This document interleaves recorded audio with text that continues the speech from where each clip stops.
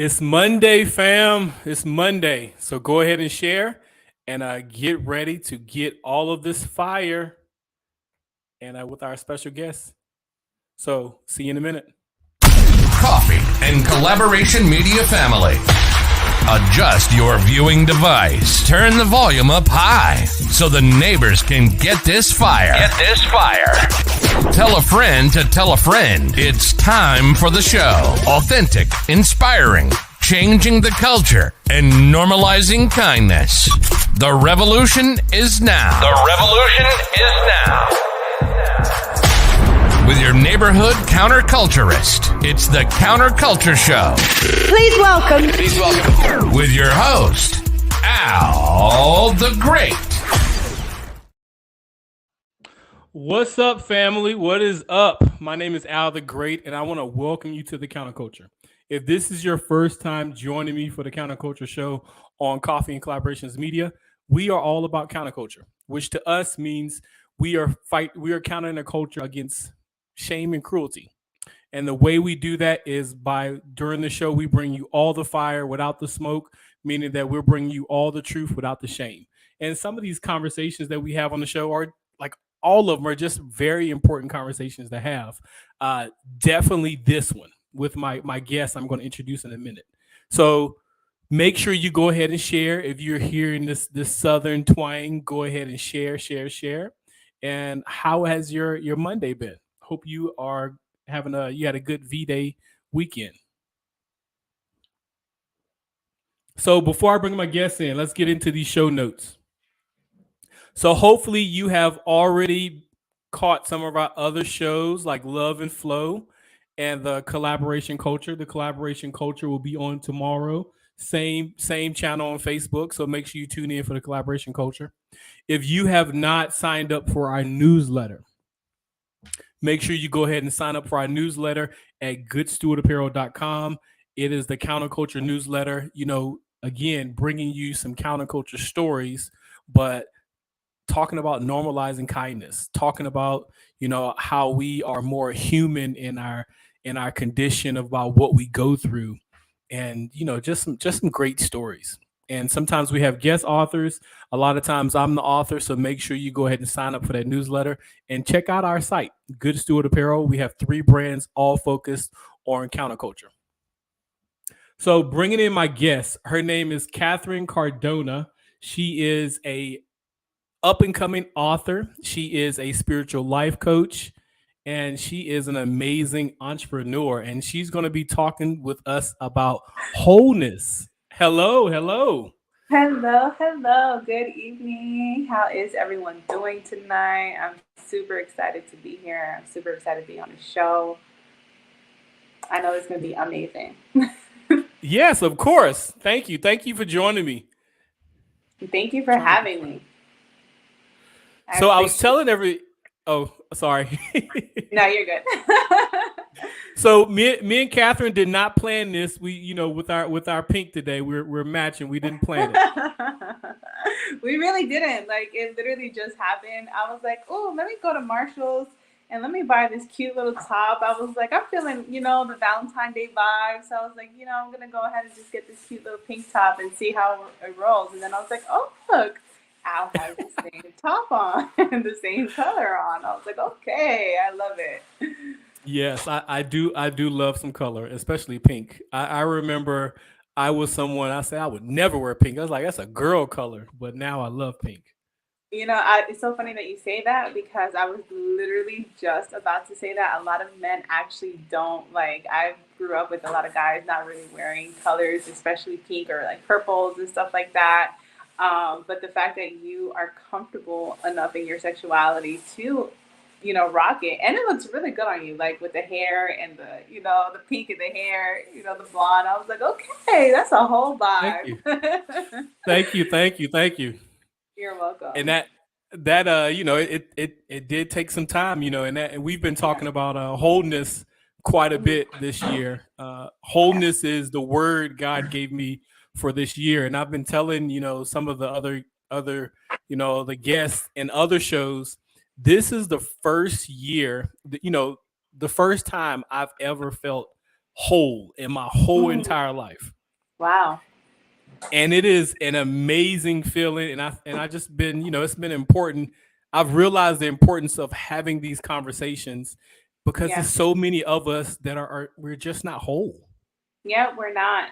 The reality is that a lot of us have all undergone some form of trauma or some kind of emotional, problems, issues, and things that we just need to heal from. And so the Yeah. reality is that you can't really be whole until you allow yourself the time and the space to heal from it. And it's funny that you say that, the word of the Lord for you for this year was wholeness, because, you know, and just to be kind of just to put like my business out there a little bit, if I may.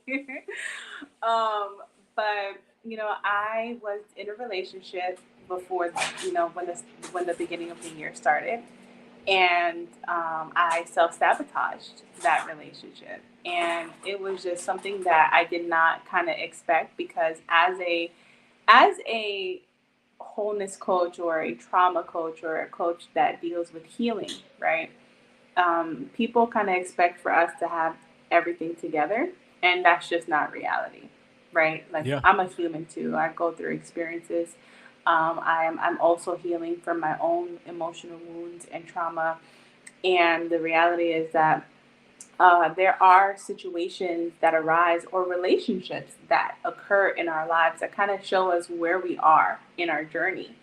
I really thought that I was ready for a relationship. I did. I thought I was ready. I thought I was like, okay, I'm good. I'm ready to be a wife.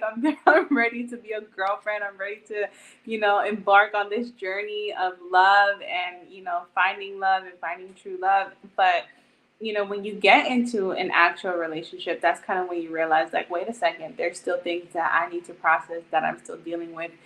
And I really didn't know. Like, I Yeah. really didn't know that there were certain things that were still triggering me, you Yeah. know, um, from my old life, from having been a domestic violence survivor, which is kind of where my desire to become a life coach, and where my platform, Sis Your Next, and Sis Heal Your Soul, kind of all of these things derived from there, because it's so important. It's so important not to, and don't get me wrong, I'm not expecting to be the most whole healed person in every relationship. I'm not. But I do want to be the best version of myself. I do want to be a wholer, more healed version of myself in any relationship, because the point of the relationships are to add value, not to take away, right? Yeah, So definitely. yeah, so I truly believe that that's why, wholeness is so important. And I love the fact that you even, coined that, you made that the theme of this year, and it's powerful. Yeah, and I have been seeing it so much. After God says something to you, you start to see it in the culture. You start to see other people saying, similar things, and Yeah. it's been an amazing journey. Yeah, it is. It's such an amazing journey, and we are seeing that in the culture more now, right? We are seeing the conversation shifting to, self care and emotional intelligence, and Hmm. learning how to, self care, learning how to be more communicative, and learning how to be more vulnerable. And actually, today on my platform, earlier today, before we came on the show, I actually shared something really vulnerable for me. I posted a picture of me, puffed eyed, no makeup on.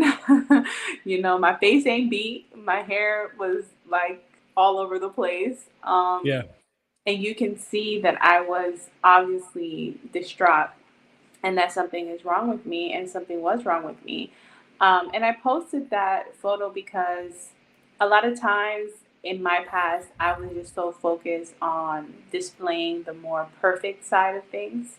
You know, we share our highlights, right? We share the reels of our lives, like when we get married or we get engaged or we start a new relationship or we go to school and we graduate.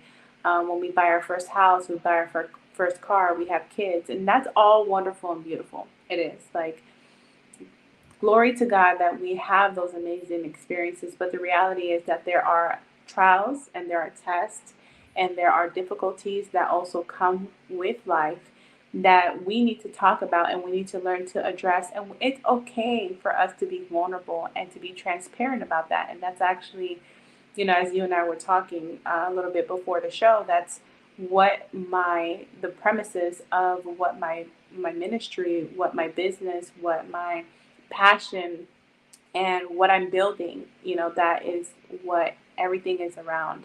Because I don't always make the smart choices. I don't always make the best decisions. None of us do. Yeah. Yeah, none of us do. You know, we don't always make the best decisions. We don't always make the best choices. But my goal in life is to be able to kind of navigate through the murky waters of, you know, bad decisions, of possible, you know, possibly making the wrong choices at times and learning from that so I can help someone else to learn from it. And I truly believe that that's what our experiences are for, right? You know, the word of God says, in all thy gathering, gather knowledge, gather wisdom, gather understanding, right? But in order to gather that, we have to go through some stuff. You know, you don't just get that from, you know, there are two different ways that you can get wisdom and gain knowledge. And some of that is by learning from other people's experiences, and other times is by going through an experience yourself. I have always been the type of person that I shoot first, ask questions later. I jump off the cliff and I take the deep dives and I take the risk. And I learned the hard way and I knock myself against the, you know, again, I knock my head against the wall and then I'm like, ow, you know, later. So you learn hard. So that's what I learned the hard way. You know, and I caused my father a lot of stress because of that. You know, it caused my parents a lot of stress, but when I do learn, right, and when I do realize the errors of my ways, and I do realize my mistakes, I learn. I really do learn, and I really do change, and there's real transformation that happens after I go through those learning curves. And for me, that's kind of where I want to help other people to help other people understand that, okay, we make mistakes, we fall down, right? But what are we going to do about getting back up, right? Yeah, and that is the most amazing part of it, you know, because you do have to. I mean, it is important that we, you know, kind of learn from our mistakes. And I appreciate you sharing your, you know, vulnerability. Me and you both were talking about you know, that is part of our each of our personal brands, you know, vulnerability. But you got into wholeness a little bit. You got into it, and I want to talk about it a little bit more. But I first want to talk about the importance of wholeness. One of the things that it takes me back to the beginning. For a little while, you know, God was having me go back to the creation of Adam and Eve, and I didn't know there was anything else to learn about that story. But I found myself learning so much more about it. And in particular to this conversation, when we're thinking about wholeness and we're thinking about relationships, you know, God, the only thing God said wasn't good was for man to be alone. Everything else was good. And if we think about Adam and Eve, like they didn't have the time to develop a trauma, you know, have trauma before they met each other. They did it. You're right. Yeah, they developed the trauma together. They literally made their trauma bond together. You're right. You're right. Like they literally, I mean, that's a great point. If you really think about it, they didn't have time to, you know, sift through the trauma. They were just like, oh, we're in this and there's no going back. We're just going to have to figure this out. And it's actually really interesting that you talk about that because, there's a lot of theology and theories out there about some of the information in the Bible, right? That's missing, and we talk. I've learned recently about like the Book of Enoch, that dives and kind of dwells more into their story and why like certain things are considered such a abomination to God, such as suicide, because supposedly, I don't know how much truth there is to it because I have not read the Book of Enoch myself. But it has been, to my understanding, that Adam and Eve attempted to, when they fell from grace, attempted to, and they were cast out of the Garden of Eden, that they lost their glory, right? And so in that glory, there were certain things that they didn't feel. There were certain things that they didn't experience, such as the sun being hot on their skin. And so Adam actually says, God, what is this feeling, this burning feeling on my skin? Like, what is this sensation? And it was the heat from the sun. And they went through so many trials and so many tribulations because remember, God said that Adam was going to have to till the land, and that the land that he would have to struggle, right, and labor for a harvest, for produce, to feed himself, to provide, and and so they actually tried killing themselves. They tried to commit suicide. And so when you think about, the aspect of wholeness, right? A lot of times and I said this, earlier on in our conversation, we expect that everyone is going to be healed and whole, and that's just not realistic. And that's one of the things that I learned recently, that we are all dealing with our own trauma, our own baggage, and my homegirl's Wi-Fi's the Wi-Fi at where I'm staying right now. My girlfriend's Wi-Fi is called "My Wi-Fi is trash," and we are literally dealing with our own trash. We are dealing with our own trash, and we're sifting through it as we grow older. And I am blessed and fortunate to be now mentored by the infamous Dr. Sidney Trim.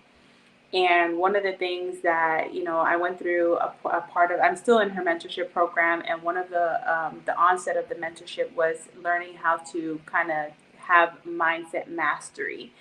And one of the things that really impacted me was she said, God made us all in his image and his likeness. And God is a perfect God. So if he made you in his image and in his likeness, what is wrong with you? Nothing. There is nothing wrong with you. You are perfect. You are who God created you to be, is perfect.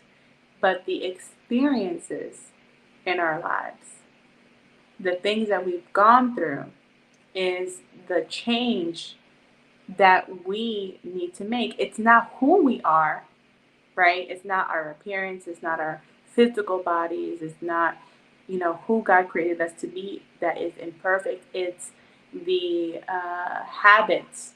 It's the mindsets, right? It's the emotional wounds that have created self-limiting beliefs and cause us oftentimes to self-sabotage. And those are the things that need changing. It's not us per se, because God did make us in his image and his likeness. He made us perfect. The word of God says that he knows every single hair. He can count every hair on our heads, every hair, every strand, right? So if God knows us so well like that, and he knows who he created you to be, it's not so much that you are the problem. It's the experiences that have hardened our hearts, that have caused our hearts to grow, weary, or to grow cold, or to be filled with bitterness and resentment and anger, and those are the things, right, that we need to focus on becoming whole and healed from. And another thing that she said to me was, Catherine, she said, I want you today to take the weight off. And I don't know who I'm talking to right now. I believe that I'm talking to someone else who needs to hear this. And I want you to know that you need to take the weight off. Take the pressure off. It's not a race. That's We're part of the not problem. Yeah. we're not in a race. Yeah. Society and the age that we're living in has allowed it and it has produced the perfect environment to breed competition and to breed us comparing ourselves. It's the perfect environment that the enemy has created for us to breed competition and comparison. And if we just stop comparing our lives and our journeys to everyone else, we will realize that our experiences, our lives, who you are, who you're called to be, whatever experience or whatever journey that God is calling you on is perfect and it's wonderful. And there is a hope and a future that God has for us because that's what His Word says. His Word says literally that He has plans not to harm us, but to give us hope in a future, to prosper us, to allow us to live in abundance. But how do we get to the abundant part is what we struggle with, right? We Yeah. struggle with the abundant part. Yeah. And that kind of gets into our next question. I mean, the first question. Mm-hmm. What exactly, why is wholeness important? And you've kind of talked about it a little bit, that, a lot of the times, like, we are these beings that God has made us out to be.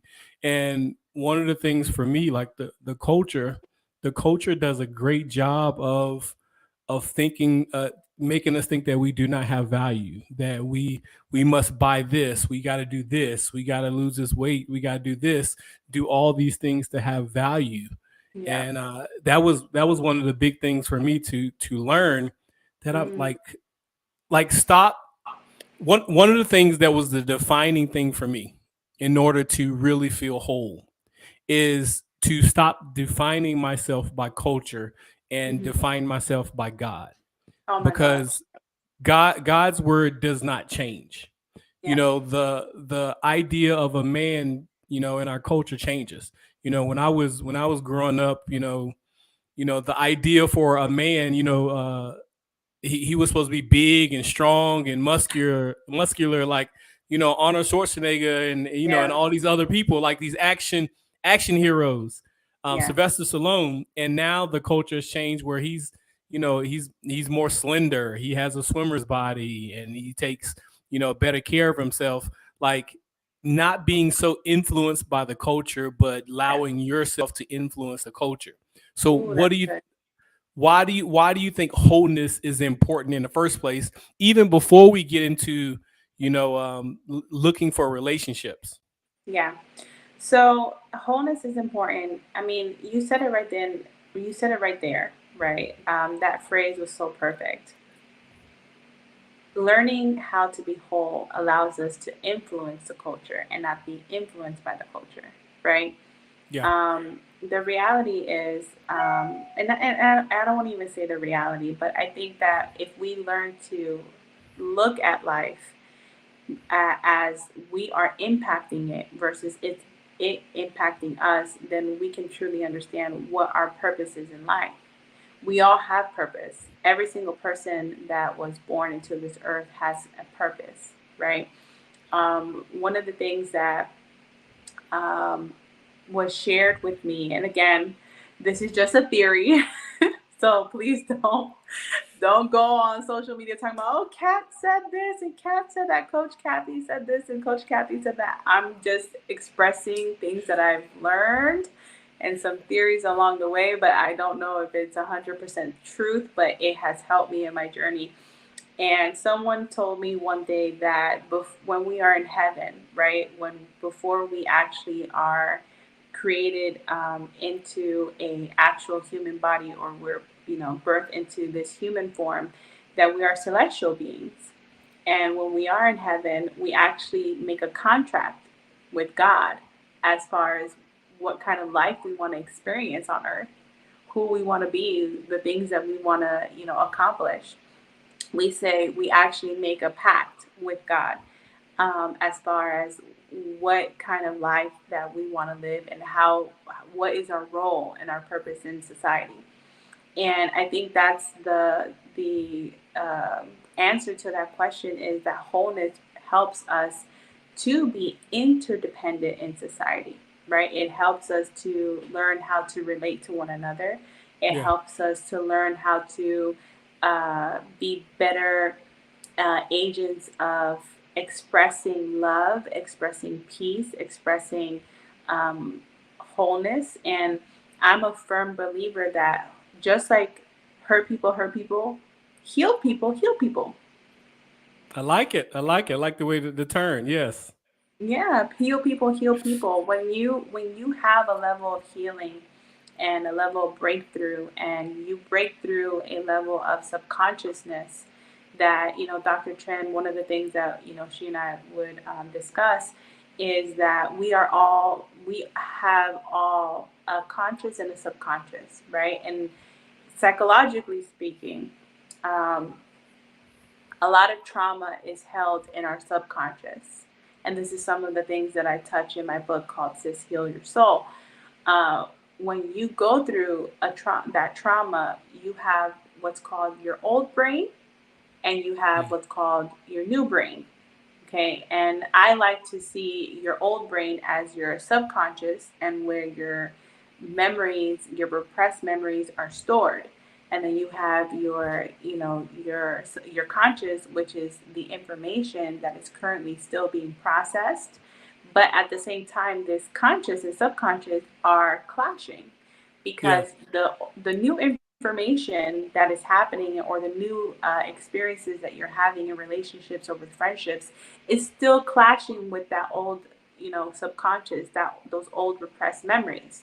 And what happens is, and as I kind of talked to you a little bit about that before, but when we do go through those traumatic experiences, our bodies and our brains are automatically wired to heal itself. Our body can heal itself. So if our body can heal itself, then our brain wants to heal as well its emotional wounds.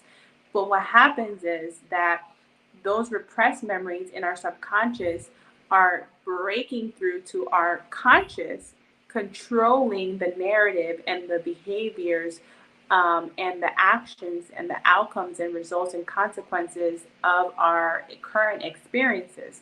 Why? Because we're constantly searching. Our mind is wired to search for those experiences again.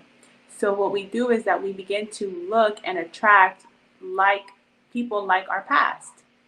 We try to attract friendships like that. We attract uh,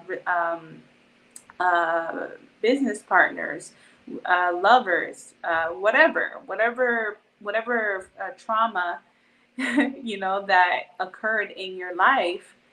You tend to look for those same characteristics, and to try to reenact that same experience through other people. But what Yeah. happens is, Your sorry, go body ahead. kind of goes on autopilot, like the Correct. forget the book. Your body keeps score. It goes on autopilot. After it has become used to something, it starts attracting those same things. Like you said, it's on autopilot until you break the cycle and you learn to recognize it. Yeah. There we go. And so you have to learn to break the cycle by first acknowledging that you have this trauma. But like I was saying, or where I was getting at, is that we don't always have the right tools, or we haven't been properly trained on how to acknowledge our trauma. We haven't been properly trained or wired to understand the sensations, the triggers that's happening, or the fact that, oh snap, this person kind of reminds me of an experience that I already went through. But one of the things that I learned is that you're not always supposed to let go of the experience or the relationship. See, one of the things that people don't realize is that the popular thing now, right, is, ooh, red flag, red flag, red flag. We gotta avoid this, danger, danger, danger. But what we don't realize is that there's actually moments where God will connect to people that have trauma. He will connect to people who are emotionally wounded, but they have the right things in order to break through those barriers together through prayer, through fasting, through deliverance. And that is the difference between culture and biblical principles and biblical truth, right? We as Christians, we neglect the fact that, okay, yeah, let's acknowledge that this person has the red flags. Let's acknowledge these things, but how are we going to respond to them? How are we going to deal with that? How are we going to change our response to bring healing into that situation? Because if You we just are meant I was sorry, gonna go say ahead. you just picked up on my next question about Okay. identifying red flags. So what you're saying is, even though you identify some red flags, that doesn't mean that you run. No, not always. Not always, Okay. because remember, the body of Christ, right? And church is a hospital for the sick, right? Church is not meant to be you know, church is a place where people go for healing. Broken people come to Christ, or are attracted. They're attracted to the light within us. But Okay. if we are supposed to be the light in the darkness, right? It takes a maturity level, a level of self-control, a level of overcoming some of the things that other people have already gone through for us to bring that healing into their lives. Again, remember I said that what we go through isn't always for ourselves. What we go through is to help other people. Mm-hmm. What we have faced, what we have experienced, and what we have overcome or are overcoming, or what we're learning, is meant to heal and bring breakthrough into someone else's life. But how can we do that if we keep running? Every time that we see a struggle, or a potential person that we don't like, or that person, doesn't rub us the right way, or they may not be someone that we necessarily want to deal with, and we continuously reject them, abandon them, and we don't stick around long enough to see the whole situation through. Yeah, that's not that's not of God. Because if you Yeah. remember in 1 Corinthians 13, what does it say? It says that love is patient, it's kind, and it's long suffering. And our first commandment, it says that you can prophesy, you can speak in tongues, you can be the best preacher on the pulpit, but if you don't have love, you don't have anything at all. I feel like that is kind of part of the relationships that a lot of us are used to. Hmm. Trying to get into these relationships, and I think that it is important that we serve others and we get into these relationships, understanding that sometimes you are in this relationship to serve that person, to help that person. Yeah. But I feel like a lot of us have more of those relationships and less of those relationships where you are mutually pouring into each other, Right. that you are in a relationship with other whole people that can help feel you, so you can go on the other side and be able to serve somebody. Because so often we Hmm. people get into this point where we pour from empty cups. Yeah. You just you let people take and take and take, and you serve and serve and serve, and you put on this brave face, like, I Hmm. can do it, I can do it, and then you end up pouring from an empty cup, and causing kind of more trauma. How do you recognize those people that you need to pour, that, like, you need to, it's mutually pour into each other? How do you recognize those other whole people? Because it is, I do believe it is important, like you said, to have those other people. Like, we're supposed to be of service to other people, but how do you also find those other relationships where you're kind of pouring into each other? How do you recognize those? Well, I'm going to be perfectly honest. Um, that is something that I'm still learning and growing through. Um, for a better portion of my life, I was experiencing just that, constantly pouring and pouring and pouring into other people, to the point where I eventually got involved into a relationship and marriage that was toxic and caused me to become uh, narcissistic as well. Like, I was in a narcissistic marriage.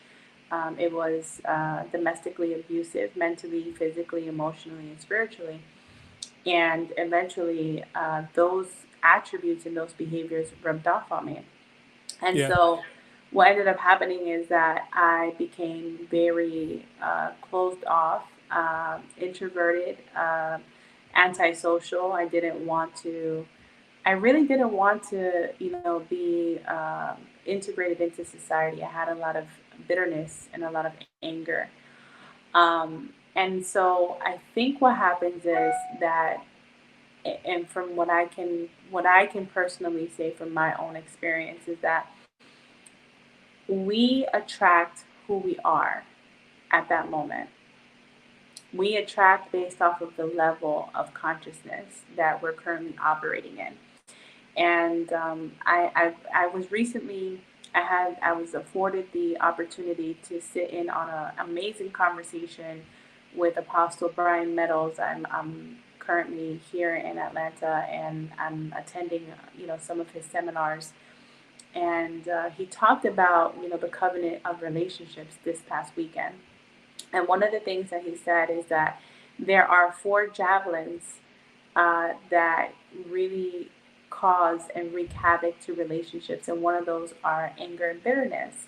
And he Hmm. also touched based on something that was really powerful, and he talks about how those that energy or that level of consciousness produces frequencies, right, and vibrations, right. So a lot of times we think that, science, and I'm a huge nerd, so I believe that science, and spirituality go hand in hand.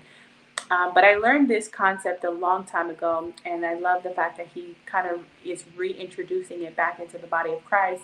But I learned a concept by the author of a book called Destiny and Synchronization by Deepak Chopra. And he talks about how we're all frequencies. We all have a level of frequency or vibration. And Hmm. so when you're talking about how can we attract, right, those relationships that are reciprocal and that they do pour back into us, we have to do so because, well, we can only do so when we are open to it, right? Because one of the things that my mentor says all the time, Dr. Cindy Trim, she says, um, when the student is ready, the teacher appears, right? I So like you that. have to, yeah, it's good, it's good, and you have to be ready. You have to be ready to allow those reciprocal relationships into your life. There are going to be moments where, and this is just most humble opinion. I don't know if there's a lot of facts or basis behind it, but I truly do believe that there are levels to our deliverance and our spiritual walk, especially when we call ourselves believers. And I do think that we go through moments where God will allow us to be in relationships with people where we're just serving and serving and serving. But then there comes a time where God is like, okay, it's time for you to be poured back into. And so he allows and opens up the space and the season for there to be relationships that come into your life that will reciprocate and will pour back into you as well. And I do believe that it's seasonal, and I also believe that God allows those relationships to be aligned in his perfect timing and in the time that you are capable of stewarding those relationships correctly. Yeah. I like to say that regret can be an amazing mentor. Mm, It it gives us yeah. a negative blueprint of how things, how we really want things to be, Hmm. due to what we've gone through. Yeah. As I've looked at some of my relationships, and I look at the relationships now that I have around me, and I talk a lot about this too, how being able to recognize wholeness in others is, making sure that when you meet someone who is whole, they're not in competition with you. Hmm. They are able to uplift you, they're able to support you, cheer for you, and not feel like they have missed something. Yeah. They're able to serve and give to you without feel like they have lost something, Yeah. because understanding, your God-given value Mm. goes such a long way. When Yeah. you understand your value, you don't feel like when you pour into others or you give knowledge, you don't feel like you're ever going to be empty, because Yeah. God is constantly refilling you. And I think it's going. I do like I do believe, like you said, that season, you do need that season of wholeness, Hmm. because I think a lot of us are, we're just out here causing more trauma, because people are coming to us, they're thinking that we're whole and we're ready, and we're pouring into them, and then we're pouring into them, pouring from my emptiness. And it's Mm. just, they're expecting to be filled. Yeah. They're expecting, expecting OJ, but we're giving them air, because we're just pouring out our emptiness, and then Oh, it's causing trauma. yeah. They're thirsty, and they're trauma filled. So And I love how you said that regret is a it is a form of it is a catalyst for change and for transformation, as long as you acknowledge, right, the errors and the mistakes, and you're willing to make a conscious effort to change. And I can truly attest to what you're saying, because there was a young woman a young lady that came into my life, and I met her at a domestic violence luncheon with I think they're called, it's in Florida, but they're the Broward County women. It's something with domestic violence and like shelters. I can't remember their exact name right now. mhm. However, I met her there, and the Holy Spirit told me to go speak with her. I started to talk to her, and we became friends right away. I kind of took her under my wing. I wanted to kind of show her everything that I knew, because I quickly realized that she struggled with anxiety and with fears, and really trying to assert herself as a trauma coach as well, and walk in her purpose. And so, um, unfortunately, I didn't have the maturity level to properly um,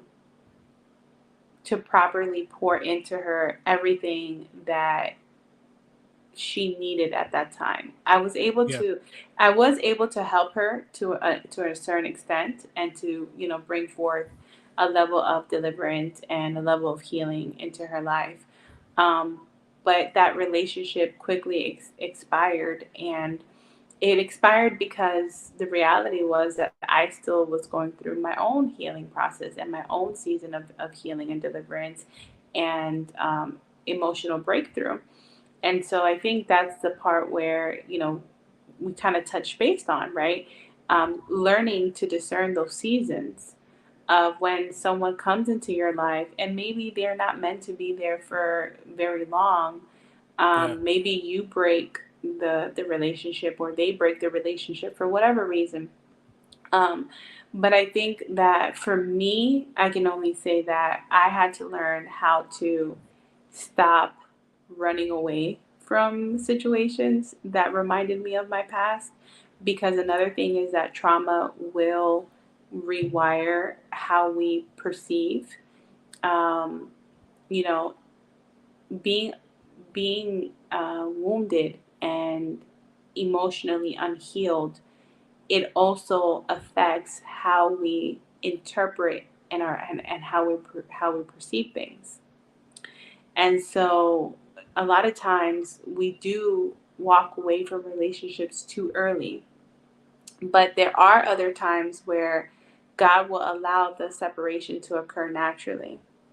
And so I think it's just a matter of us learning to discern those things, but also understanding that even if you have made a mistake and you have, ended a relationship too soon, or you walked away from someone, or, someone walked out of your life, understanding that even in those moments, it's still all working out for your good. That Yeah. regardless of, your mistake, or regardless of what you have or have not done, your decisions and your choices, just understanding that we still have the ability to, and something that my mentor taught me, we have the ability to always flip the script.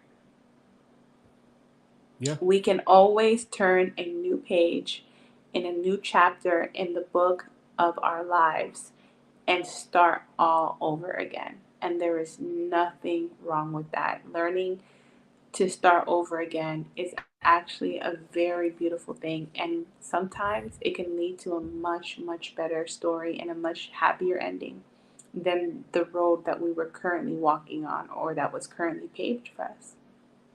God loves the beginning of a thing. He loves the beginning. And I Yeah. think the problem is people don't love the beginning. We want to hurry up and Yeah. get to the successful part and the mountaintops. Right.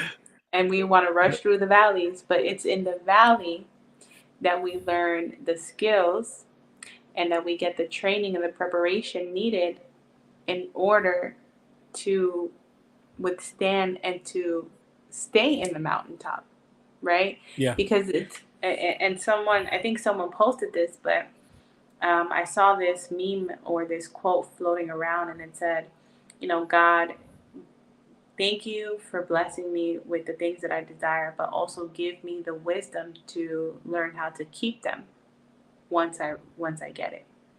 And That's called I stewardship. think that's the part that we need to focus on is having the wisdom and the wholeness and the healing enough to learn how to properly steward our blessings and to keep those blessings once we do receive them.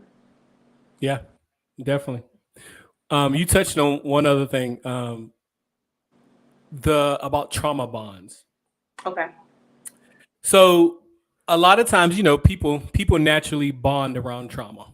We Mhm. that's something that we naturally do. Mhm. How do you think that is? How do you think that looks when you're in a relationship with whole people? What do you think the difference is? Because a lot of times, when negatively, when we bond around trauma, we get into these relationships where everybody's just kind of, we're kind of feeding off the negativity, and it's just like we are almost like celebrating the negativity together. Can you still hear me, or are you going all the way? So we'll wait for Katherine to come back. But let me know how you feel about this conversation so far. And we're about to touch on trauma bonds.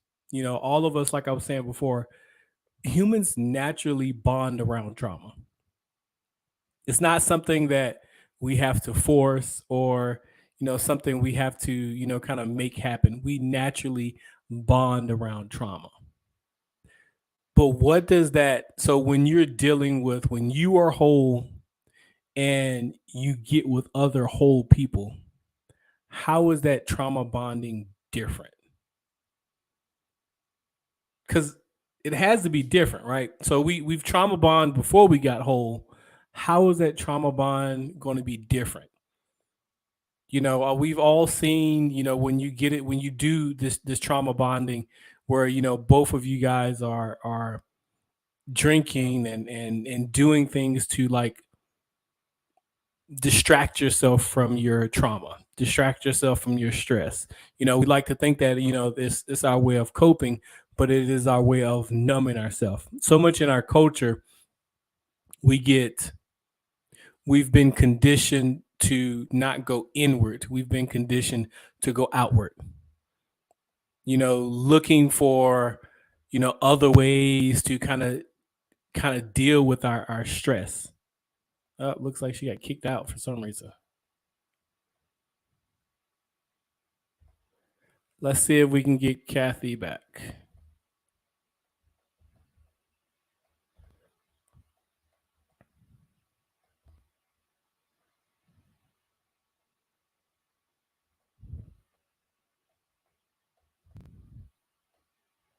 So it wouldn't be look, y'all, it wouldn't be technology if we didn't have some issues.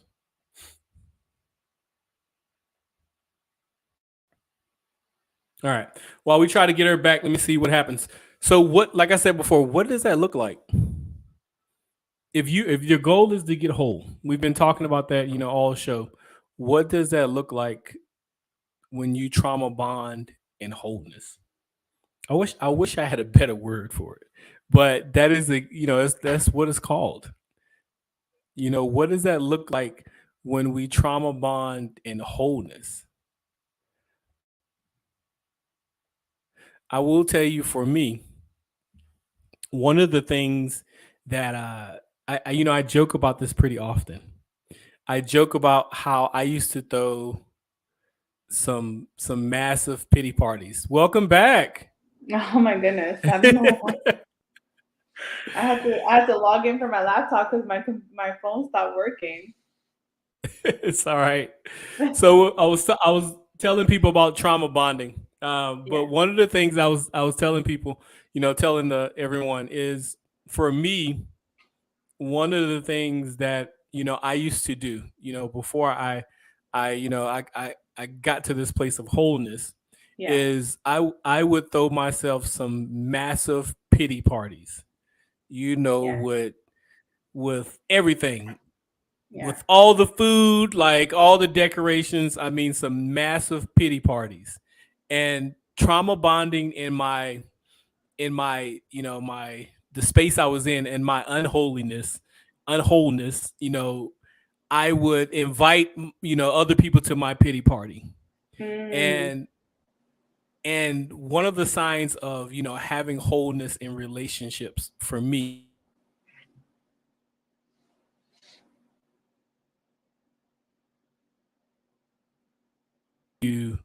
that they understand your value, they understand who you are, they believe in you, and they don't accept invitations to your pity party, but instead they uplift you.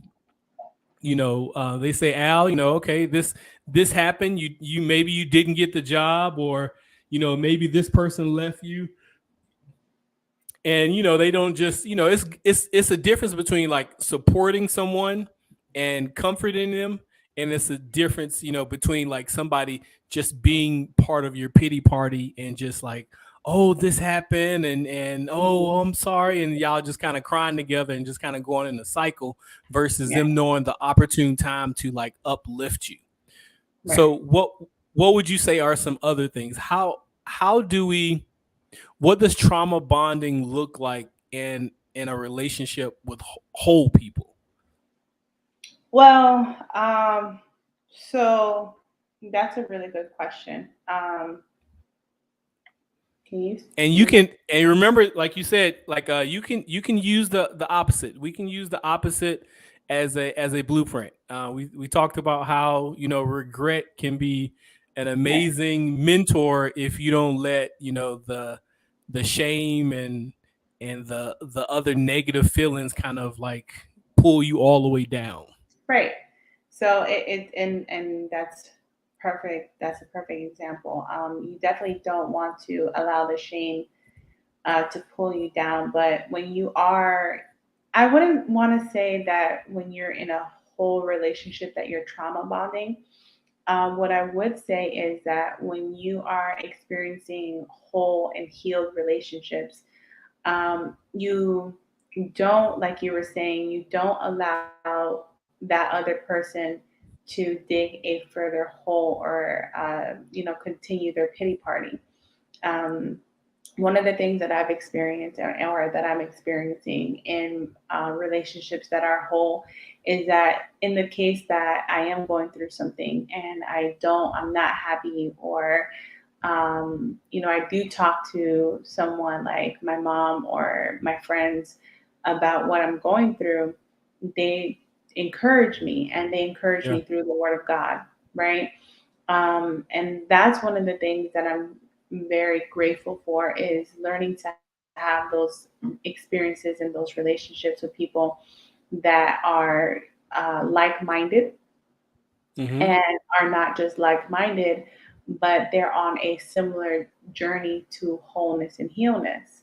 And so because they are also on a similar journey, they understand that a lot of the things that we go through is spiritual warfare. And so my friends will oftentimes pray for me. And if they don't really know what to say, they won't really say much, but they will say what's on their hearts, or just even simply being there, Yeah. being there to allow me to vent, allow me to cry, and allow me to be, and allowing me to be vulnerable, right? Allowing me to have that safe space. Let's talk about that. Being a safe space for someone to have a breakdown, or to a talk about their feelings, their emotions, and what's hurting them, right? But it's important to recognize that when you are going through these experiences and these situations, that those individuals are not further enabling bad habits. Like for Yeah. me, you know, like I said, I posted a really vulnerable, um, I made a really vulnerable post about something that I found out, information about the health of someone that's really close to me, a family member, and it just devastated me to my core. And you know, I bought comfort food and I ate some ice cream. And then today I was like, just being honest, I did. I was like, I don't feel like, I feel like eating something unhealthy. I want comfort food. I want something that's gonna make me feel like I'm soothing my soul right now because I'm hurting. And so yeah, I ate it, and then I was like, all right, today I'm not gonna do that again, right? Yeah. And so just learning to recognize that, number one, it's okay to not be perfect. We're all going through the journey of trying to navigate not just our emotions and not just our traumas, but also the state of the world, and where we are right now in life. Like there's a lot of stuff that's going on in our environments, a lot of stuff that's going on around the world, a lot of stuff that we're trying to still deal with, and things are changing so rapidly. It's quite difficult. Yeah. You know, it is quite difficult to be able to kind of wrap your head around everything. But at the same time, I do truly believe that the right friendships are going to pull the best out of you and not the worst. I And like that. that's how you kind of know when you're in a good relationship versus an unhealthy relationship. Yeah. Um, you don't want to, you shouldn't have to continuously be in relationships that are one-sided.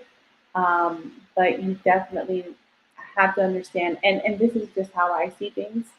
I do believe that there are some relationships that are assignments, and I do believe that there are relationships where you're meant to do life together, right?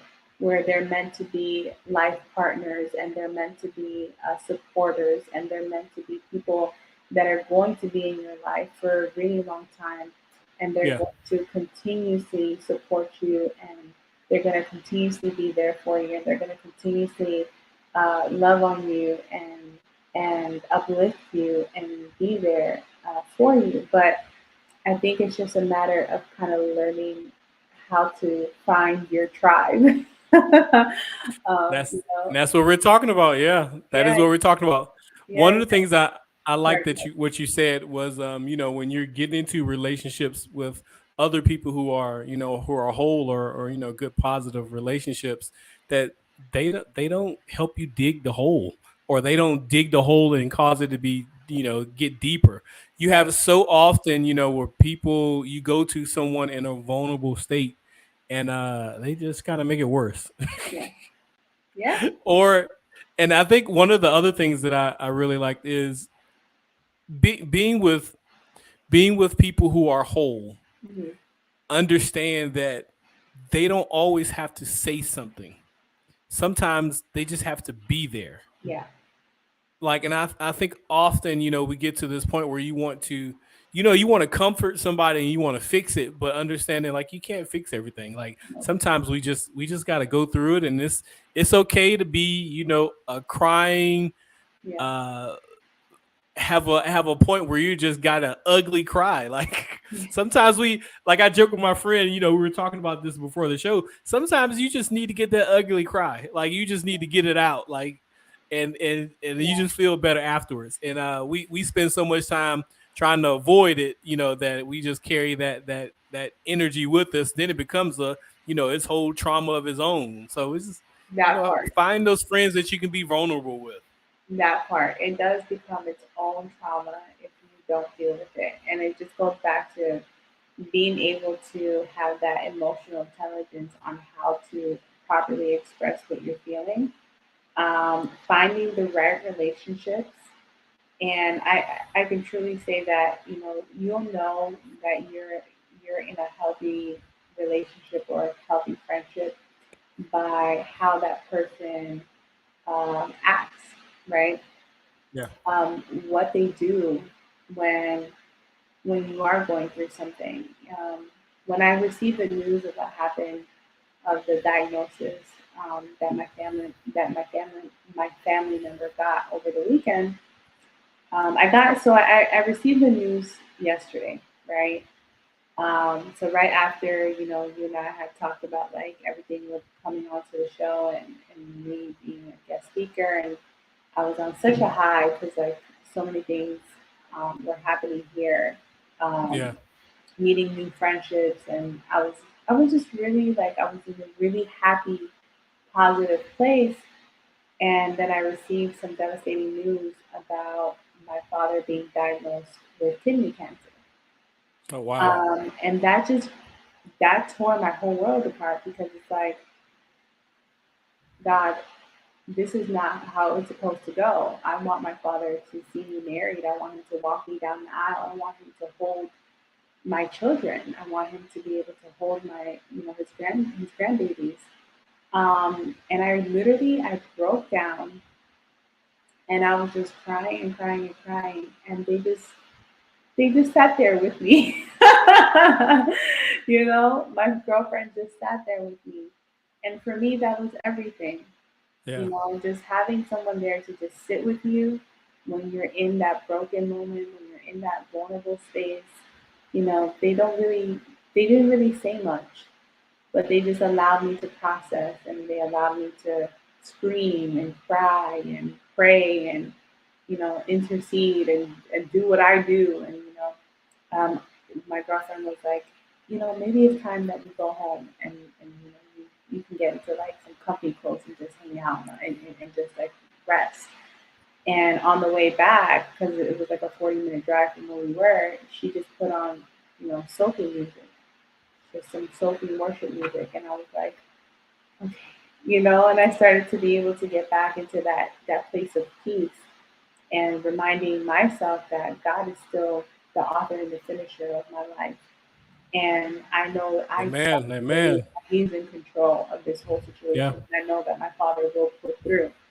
But when you first get, that initial hit, that initial impact, it's like it just knocks you, and we don't always know how to react to certain news, especially when it's unexpected. But being able to have that support system is so important. Having those relationships that are going to, simply just be there for you, to be a solid rock for you when things are getting very, very tough and very difficult. That is it's one of the most important things that, as I believe that as people and the body of Christ, that we need to learn how to do is be better people at coming together and building communities. That was another thing that there's a prophet by the name of Jeremiah Daniel Davis, and he did an exercise last night. I'm part of one of his School of the Prophetic Ears, and we were in class in session, and he did this like little exercise where we were told to give our seed, to give a tithe, or to sow into the atmosphere, and then he was like, whoever doesn't have it, ask someone to help you. And so we did that. The people started asking, and then you could start seeing people just started saying, "Oh, I want to sow for you. I'll give this much, and I'll give that much, or I'll give the whole amount." Like you started to see that community, Yeah. and so it's so important to have that support in that community. But how we build it is by first healing, becoming whole, and displaying that which we desire. When we start to give back to people what they give to us, that is how we learn how to, um, essentially, how we learn how to heal other people, how we learn to be the light in the darkness, how we learn to have dominion and subdue the darkness in our environments, in our communities, and in our lives. Because we start to be the change, and we start to show the fruits of the change by our demeanor, by our conversation, by our language, by our attitude, by our actions towards other individuals. Yeah. And I'm a firm believer that you don't you don't have to respect me for me to respect you. I'm going to respect you. But if you disrespect me, I'm going to correct you, and I'm going to be like, hey, wait a second. I don't talk to you like that, and I'm not treating you in that manner. So I need you to fix that real quick, or else, I'm cutting off this conversation or this relationship. But just understanding that the overall principle is treat others how you want to be treated and learn to serve other people. Simply as that. Yeah. Simply as that. So, see, we can talk about holiness all night long, but tell people, first I want to thank you for coming on and having this conversation with me, and sharing your knowledge and sharing your vulnerability with us. We definitely appreciate it, because vulnerability is definitely a gift. It's not something that people have to give to each other. It is definitely a gift. So, how can people get in touch with you? So you can get in touch with me by visiting my Instagram page. It's Coach Kathy with a K Cardona. So that's KATHYCARD like Delta ONA. You can also email me at info@kathycardona.com. with a C, Cardona.com. And you can also reach me by phone at 772-979-7683. So those are the 3 different ways that you can reach me. You can send me a DM, send me an email. If you're interested in coaching sessions, I do offer one-on-one coaching and mentorship to go through and to deal with trauma and how to properly de-escalate situations if you're experiencing domestic violence or you're currently in a relationship with someone where it is potentially dangerous and harmful. I do coach you on how to de-escalate situations and get you into places of safety. I actually just successfully got a young lady out of a domestic violence relationship, and the guy is now officially locked up, and she is currently at a women's shelter. So I'm really excited for her journey. And once she's back on her feet, we're going to continue our coaching sessions. But that's one of the things that I do specialize is in trauma, as well as domestic violence, sexual abuse, and pretty much going through a series of spiritual and practical tools and strategies to make sure that you get the healing and the wholeness that you need. All right, that's amazing. Amazing work. Thank you. Thank you.